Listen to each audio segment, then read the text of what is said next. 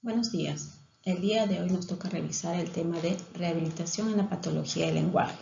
Soy la doctora Angélica Andrade Guamaní, médico rehabilitador del Hospital de Policía.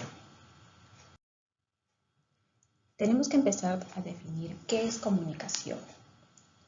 Comunicar viene a ser el intercambio de pensamientos, sentimientos y deseos, y esta comunicación no es exclusiva del ser humano. Todas las especies necesitan desarrollar estrategias para poder comunicarse de alguna manera con el fin de asegurar su supervivencia. A diferencia de las otras especies, el hombre requiere de un código para poder realizar la comunicación. Este código es el lenguaje. ¿Qué es el lenguaje? El lenguaje viene a ser un sistema de signos arbitrarios estructurados a través de unas reglas que nos van a permitir combinar sonidos para poder formar palabras, frases, oraciones y de esta manera poder expresar nuestros pensamientos, sentimientos y deseos.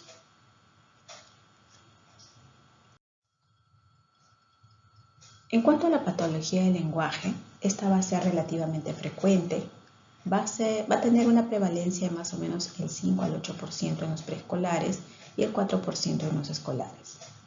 ¿Por qué es importante actuar a nivel de este problema? Porque va a alterar la capacidad de comunicación del niño, ya sea en el entorno familiar o también en el entorno educativo. En la etapa escolar puede asociarse a dificultades en el aprendizaje, lectoescritura, rendimiento escolar, y en forma secundaria va a producir trastornos en la esfera conductual y emocional. El niño que percibe mal un sonido va a procesar mal y va a ejecutar también de forma incorrecta. Es decir, para yo poder tener un lenguaje adecuado, primero tengo que cerciorarme de que mi audición esté correcta, esté intacta, no tenga ningún daño, para poder saber de que ese niño está escuchando bien.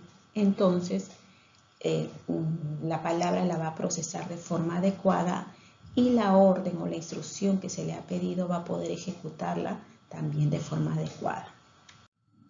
¿Cómo se clasifica la patología del lenguaje? Según el origen del trastorno, se va a clasificar en trastornos del habla.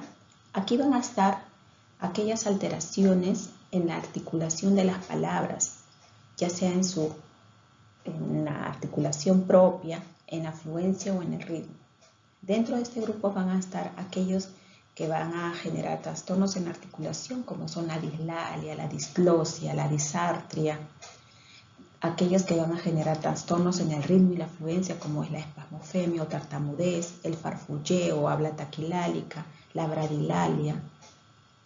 Dentro del grupo que va a generar trastornos del lenguaje, aquí se va a caracterizar por presentar la incapacidad de poder comprender o expresar las ideas.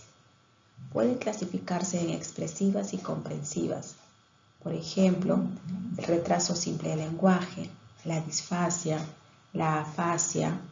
Aquí vamos a recordar un poquito lo que hemos visto en patología neurológica, ¿no? La afasia de expresión, la afasia de comprensión. En cuanto al grupo de los trastornos psicolingüísticos, aquí vamos a tener a la discapacidad intelectual, al autismo y al mutismo selectivo. Vamos a ir describiendo cada una de ellas. En cuanto a los que generan trastorno del habla, habíamos dicho que aquí van a estar aquellas alteraciones que van a afectar la articulación. Por ejemplo, las dislalias, el trastorno fonológico, las diglosias, las disartrias.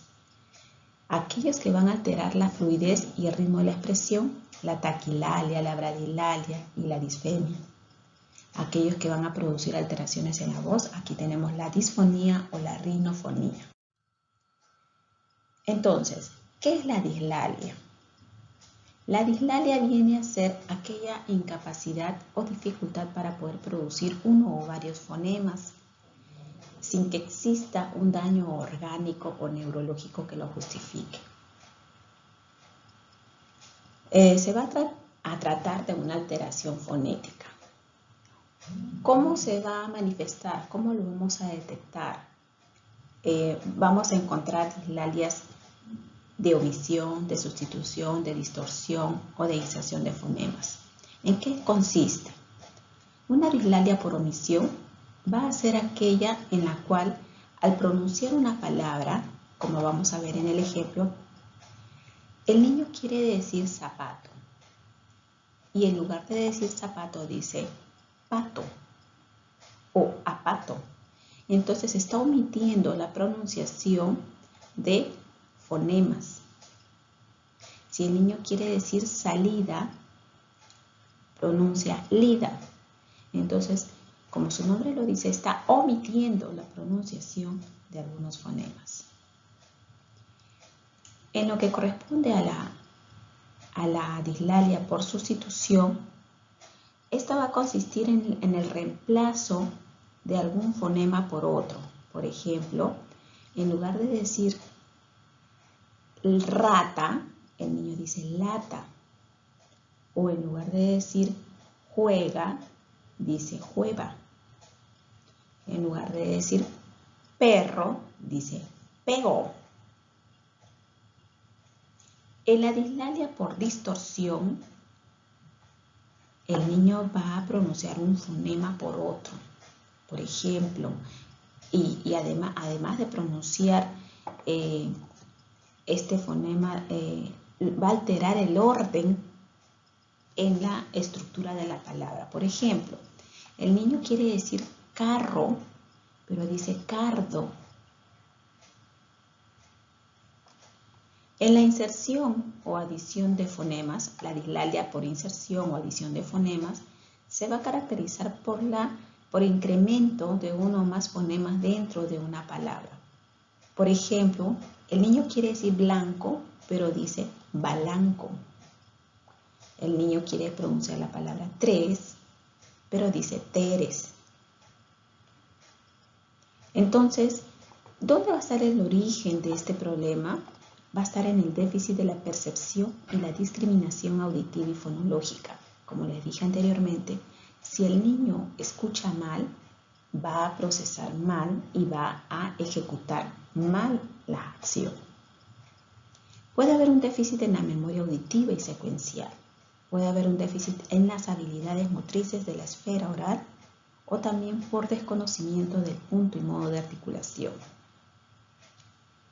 El déficit del entorno y malos modelos de habla, es decir, si en la familia todos hablan de forma incorrecta, pura jerga, el niño también va a aprender a hablar de esa manera, de forma incorrecta. Suelen aparecer en niños normales, en aquellos niños que presentan discapacidad auditiva, discapacidad psíquica o retrasos y trastornos del lenguaje. Entonces, van a haber dislalias de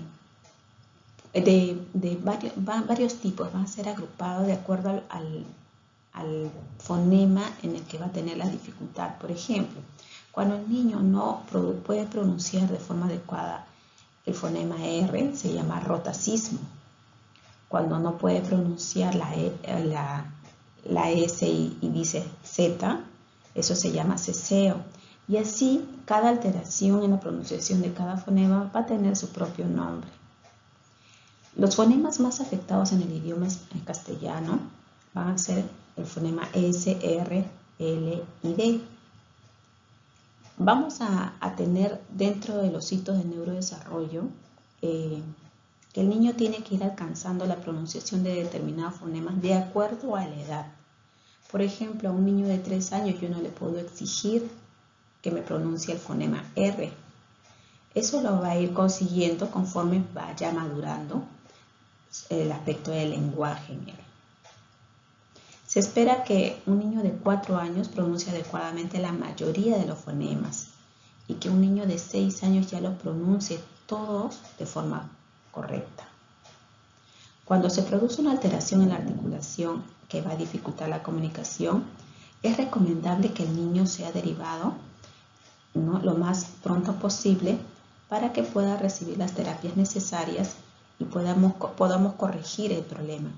Sabemos que en los niños, bueno, siempre hemos escuchado, los niños son los más crueles, ¿no?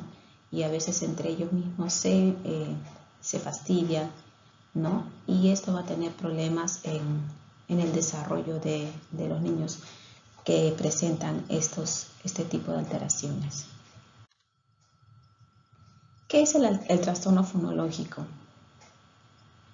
El trastorno fonológico es aquel que va a presentar un sujeto que tiene afectado el sistema fonológico, mientras que sus habilidades fonéticas estarían bien desarrolladas. Sería capaz de articular todos los fonemas por imitación, pero tendría dificultades para poder integrarlo en palabras o un lenguaje espontáneo. La etiología puede ser por desfases en la madurez personal y neurobiológica, por el déficit en la percepción fonológica y memoria auditiva, por dificultades para establecer y organizar un sistema fonológico estable. Dentro de este grupo también habíamos mencionado la diglosia. ¿Qué es la diglosia?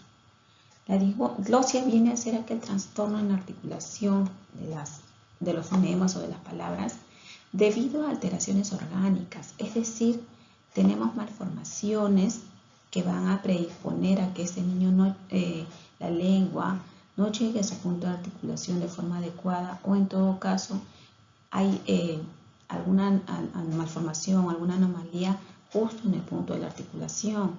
Entonces esto va a condicionar a que la palabra que quiera decir o que quiera pronunciar no se va a poder pronunciar de forma adecuada. Entonces, ¿cómo vamos a detectar esto? Cuando encontramos niños que presentan dislalia por omisión, por distorsión o sustitución, ¿no? O también aquellos que le escuchamos la voz nasal, ¿no? La rinolalia, que puede ser abierta o cerrada. Se va a clasificar en diglosias por problemas labiales, por ejemplo, el labio leporino, la parálisis facial, aquellos problemas maxilares por malformaciones o mala oclusión, aquellos problemas palatales por fisura palatina, por problemas linguales como el frenillo, ¿no? O problemas nasales también por la presencia de pólipos.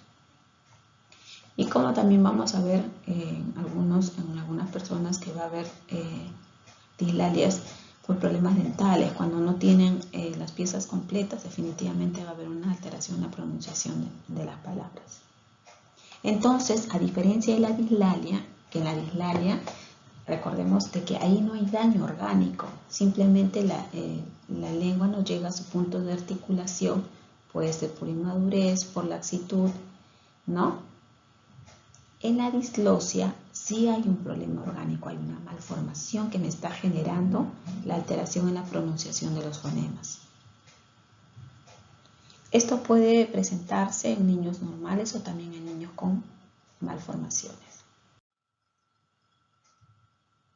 La disartria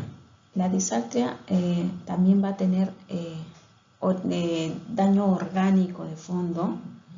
Se va a presentar en niños son personas que hayan tenido lesiones neurológicas, parálisis cerebral o tumoraciones. Dentro del grupo de alteraciones que afectan a la fluidez verbal se encuentra la disfemia o tartamudez, la cual viene a ser un desorden en la fluidez verbal ocasionado por la incoordinación de los mecanismos del habla, como son la respiración, la fonación, la articulación. Con frecuencia van a ir acompañados de problemas de tensión muscular, de estrés. En cuanto a su clasificación, puede ser fisiológica o crónica. Fisiológica suelen aparecer con el inicio del lenguaje entre los 2 y 5 años y se explica por falta de ajuste en el aire cuando el niño o la persona va a emitir una palabra o sílaba. La disfemia crónica va a permanecer durante años, incluso puede llegar hasta la vida adulta. Van a haber dos tipos, la disfemia tónica, la cual se caracteriza por bloqueos o espasmos, y la crónica se caracteriza por repeticiones. Este tipo de alteración se va a presentar en niños normales o en aquellos niños que presentan alguna discapacidad.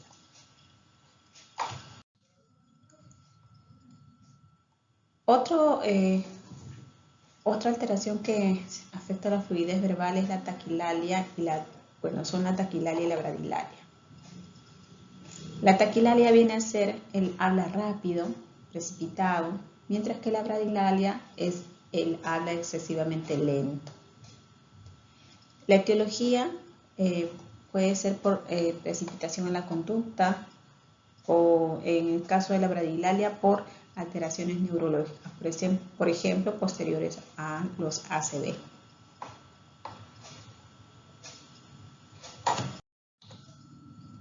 Dentro del grupo de alteraciones de la voz se encuentran la disfonía y la rinofonía. Ambos van a hacer alteraciones en el timbre de voz, ¿no? Por ejemplo, la disfonía va a caracterizarse por que va a haber algún problema orgánico en la cuerda vocal o por incoordinaciones musculares, vocales o respiratorias. La rinofonía, sin embargo, va a tener una característica que es la resonancia nasal. La disfonía se va a presentar en niños normales, mientras que la rinofonía en pacientes que pueden tener diglosias palatinas o nasales. Dentro del grupo de las alteraciones del lenguaje, aquí se encuentran los retrasos en la adquisición y desarrollo del lenguaje, el trastorno específico del lenguaje y las afasias. El retraso en adquisición y desarrollo del lenguaje se considera como un continuo que va desde un simple desfase cronológico en adquisición y desarrollo del lenguaje. Por ejemplo, ustedes van a observar que hay niños que presentan dificultad para poder articular algún fonema, pero podría ser que esto se vaya adquiriendo con el tiempo. La etiología vienen a ser de repente un ambiente lingüísticamente pobre, características de interacción afectiva y comunicativa, falta de estimulación. Puede aparecer en niños normales o aquellos que presentan otras discapacidades como problemas auditivos, psiquiátricos. El trastorno específico del lenguaje viene a agrupar aquellas alteraciones que afectan a uno o varios componentes del lenguaje sin que haya un déficit sensorial, cognitivo o motor. Afecta solo al lenguaje. Se van a descartar así los trastornos del lenguaje propio de la discapacidad auditiva, motora o psíquica y que supongan un trastorno duradero y persistente al tratamiento. En cuanto a la afasia, la afasia viene a ser la pérdida del lenguaje, ya sea oral o la parte expresiva o comprensiva por lesiones del sistema nervioso central. Como ya sabemos por las clases de neurología, pueden haber varios tipos de afasia: la afasia de Broca o motora, la afasia de Wernicke o la sensorial, afasia de conducción, ¿no? En cuanto al grupo de los trastornos psicolingüísticos, aquí se va a encontrar en primer lugar el espectro autista. Como sabemos, los niños pueden haber adquirido un lenguaje y con el tiempo regresiona. Suele iniciarse en menores de 3 años de edad.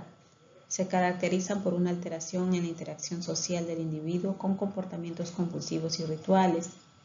Estos pacientes presentan trastornos del lenguaje con un desarrollo del mismo alterado, atrasado. La característica de un paciente con espectro autista va a ser la ecolalia, el mal uso de pronombres, una voz monótona y atónita. En el 30% de estos pacientes se describe el fenómeno de regresión autista, caracterizado por la pérdida de las capacidades lingüísticas adquiridas hasta el momento. Este fenómeno se va a presentar en 2 periodos etarios, entre el primer y segundo año de vida y en la adolescencia. Estos niños deben ser seguidos y derivados para que reciban la terapia adecuada. En los pacientes con deficiencia mental, ellos van a tener un retraso global en la maduración neurológica y sensorial. En relación al lenguaje, se va a identificar un retraso en su adquisición o también el uso inadecuado del lenguaje. Se observa una pobreza en el contenido del lenguaje y comprensión limitada. Se puede asociar dislalias, taquilalias. Ellos también pueden ser tratados con una terapia de lenguaje para poder mejorar la condición y poder ayudarles a tener una mejor calidad de vida. En cuanto al mutismo selectivo, esto va a ser una condición caracterizada por un lenguaje y habla normal, pero que en determinadas situaciones, por lo general situaciones de estrés o de mucha tensión, va a haber ausencia de lenguaje, el paciente se bloquea. ¿Cuál va a ser nuestra conducta frente a estos casos? Hay que hacerles un seguimiento y derivación para estudio y tratamiento psicológico. Entonces, los motivos de consulta más frecuentes, tenemos que el padre va a traer a la consulta médica y les va a referir, ¿no?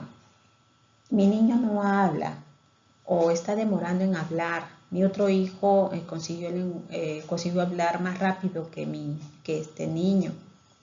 Entonces, si ya el padre nos está refiriendo ya signos de alarma, ¿qué es lo que tenemos que hacer? Nosotros como especialistas tenemos que descartar si hay problemas de hipoacusia, si el retraso es un retraso simple en el lenguaje, si el niño puede tener un trastorno del espectro autista, si hay problema del coeficiente intelectual, ¿no? Si hay pobre estimulación entre los padres, por ejemplo, un hijo de padres sordomudos, hay privación ambiental extrema, ¿no? Hay disfasia. En caso el problema sea que el niño deja de hablar, definitivamente aquí hay que determinar o descartar problemas de afasia, mutismo selectivo, regresión autista, síndrome de Rett, enfermedades degenerativas. Y si la consulta es porque el niño habla mal, hay que descartar problemas de espasmofemia, disartria, dislalia, diglosia o alteraciones en la voz.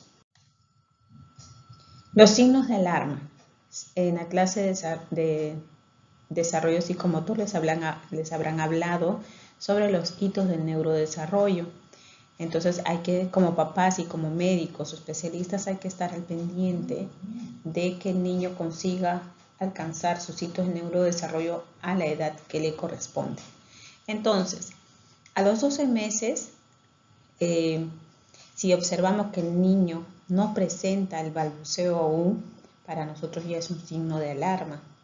A los 18 meses, el niño ya tiene que hacer uso de palabras sencillas, pero si observamos en la consulta de que el niño no nos emite ninguna palabra, si quiere llamar la atención de la mamá o necesita algo, lo único que hace es gritar o llorar, pero ni siquiera intenta pedir algo o mencionar el objeto que desea o lo que desea, pues ya es un signo de alarma. A los 2 años, el niño ya debe de hablar una frase corta, por lo menos de 2 palabras, y que no sean frases repetitivas. O sea, no es que el papá le haga repetir, dame leche o dame agua, y el niño va a repetir, dame agua. No, sino que al niño le nazca pedir, papá, agua, o dame esto. A cualquier edad, la ausencia o pérdida de lenguaje para nosotros va a ser un signo de alarma. Entonces, tenemos que completar una buena evaluación, una evaluación integral de cada niño, completar la anamnesis, en la cual debe consignarse que el niño haya ya logrado los hitos de neurodesarrollo, evaluar cómo está su desarrollo psicomotor global, buscar dirigidamente antecedentes personales y familiares, saber cómo se interacciona con el medio, evaluar antecedentes psicosociales y también, si ya está en edad escolar, pedir los informes escolares, cómo va el niño en la escuela. Al examen físico hay que hacer las medidas antropométricas, evaluar si hay dismorfias, evaluar órganos fonatorios, ¿no? Hacer una evaluación integral. Y si es que fuera necesario pedir los exámenes de laboratorio pertinentes, como son una audiometría, potenciales evocados, impedanciometría, si es que estamos sospechando de algún problema auditivo. Entonces, los tipos de tratamiento que vamos a tener en esta patología van a ser tratamiento indirecto dirigido a las funciones que inciden en la expresión oral del lenguaje, por ejemplo, psicomotricidad, organización espacial y temporal y discriminación auditiva. ¿Qué quiere decir esto? En las clases prácticas también vamos a reforzar un poquito más este aspecto.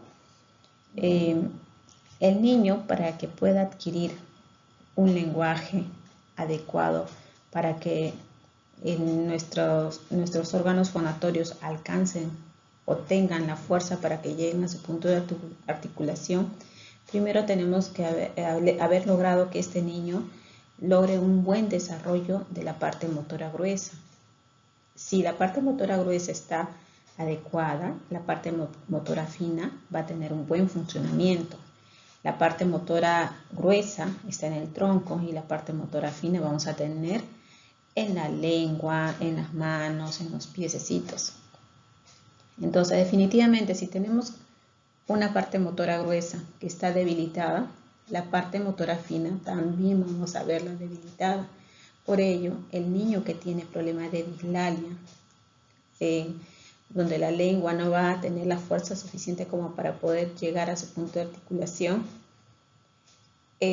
mal haríamos en darle un tratamiento solo a la parte del lenguaje, porque entendemos de que el niño la lengua no está separada de un todo.